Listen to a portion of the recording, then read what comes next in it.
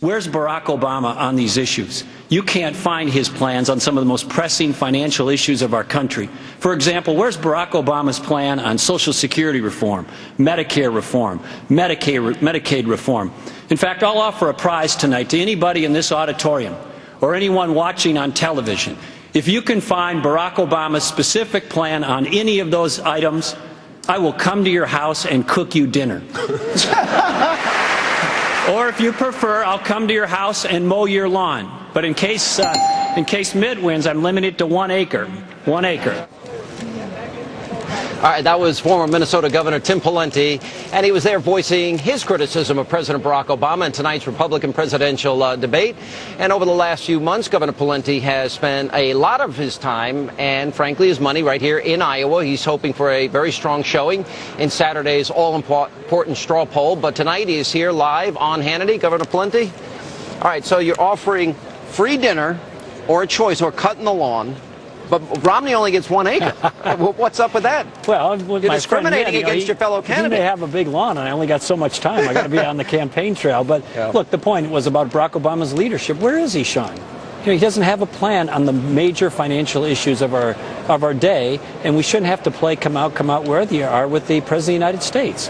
That's why I offered that prize. I don't think I'm going to have to mow anybody's lawn or make anybody dinner because he doesn't have a plan and nobody will find it. You know, that's the thing. I don't know how we got through the debt limit increase without him ever putting a plan in writing on the table that people would have an opportunity to dissect. I think that's a good criticism. He supposedly referenced it in the meetings, but look, if you're the President of the United States, you're the leader. You got to step to the microphone. You got to step up and say, I'm going to lead. And instead, he's, again, leading from behind or not at all. Yeah. All right. A lot's going to be made, as you know, of the exchange that you had. We just had Congresswoman Bachmann on the program. You went after her pretty hard. You said you did not go after her the issue of migraines or a headache. I think all of us have probably taken Excedrin at least once or twice in our life when we get headaches. But you attacked her. You said she had no accomplishments, unqualified, et cetera, et cetera. To what extent, are you concerned that people are going to say, well, this has to do with the polls, you're fighting back? Right now her poll numbers in Iowa are better, or? Well, I got asked a question, so I answered it. As to the headaches, I think that's a sideshow. I don't think that's a relevant issue. But Congresswoman Bachmann wants to assign herself the label of leader. And if you assign yourself the label of leader, you got to be accountable for the results.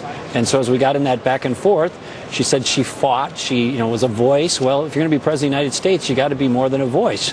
You're going to be the leader on fighting against Obamacare, we got Obamacare. If you're going to be the leader against things like more spending, well, we got more spending. And the point is, you can't just be somebody who gives speeches. You got to produce the results. If you're going to be our nominee, if you're going to be effectively combating Obama in the campaign, and if you're going to be President of the United States.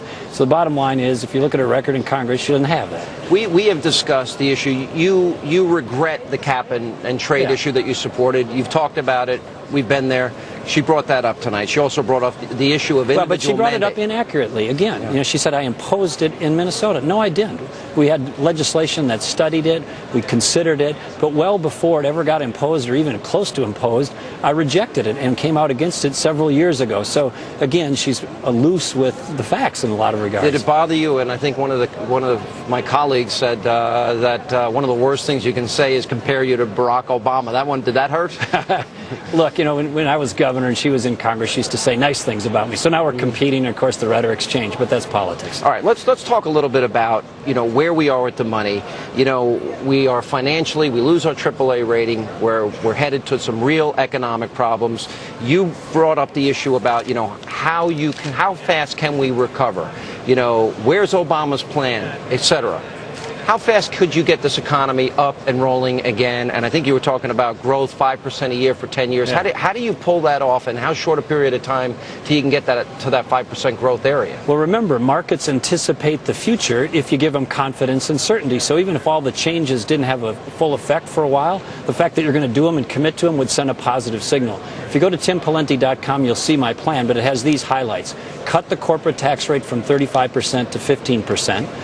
Take the individual rates from 6 down to 2, do an American, not a Middle Eastern energy policy, lighten way up on the regulations so they're more pro-job, do health care reform the right way, no individual mandates, no takeovers, and more. But if you say we're going to enact those things, even if the effects spill out over months or in some cases longer, the market will say, my goodness, we're turning this thing around. We can count on that. We got confidence, and people will start to invest and spend and hire. You took a little issue with Mitt Romney, his answer on his health care plan when he was governor of the state of Massachusetts. He answered that there ought to be the state's decisions. And you took a little bit of issue with that. What's your position on health care and the individual mandate, obviously? Yeah, the question related to is the Obamacare label fair? And look, anybody who looks at it fairly will say there's great similarities and they're essentially the same between Obamacare and what happened in Massachusetts. But does it make a difference if a state does it versus the federal government? Well, he would say that's one of the differences, but I don't think so? government... It's a difference, but you can't credibly look at those two plans and say they're somehow fundamentally different. They're essentially the same. Okay. The other issue was, as it relates to Afghanistan, you'd say you would draw down slower. Explain. Well, I think our remaining mission in Afghanistan is to make sure that the Afghan security forces, both in quality and in number, are sufficient to stand up as we stand down. We're not quite there yet. I would have accepted General Petraeus' recommendation and General Mullen's recommendation, which is to start to draw down the surge level of troops, but do it a little more slowly than Barack Obama has proposed, because that's what's in the best interest of that mission I just described. Unfortunately, in my view, President Obama didn't listen to those generals who know the most about it than anybody, and he accelerated the drawdown in a way that I don't think is going to be best for the mission or best in our interest in that country. Governor, great to see you again. All right, John, thank you so much for joining us. Appreciate it.